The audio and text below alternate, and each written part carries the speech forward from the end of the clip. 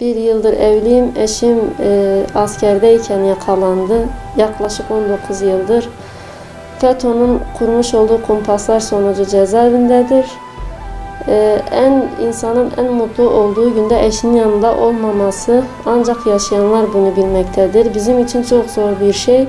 Ama inşallah bizler Allah rızası için bu evliliği kabul ettik.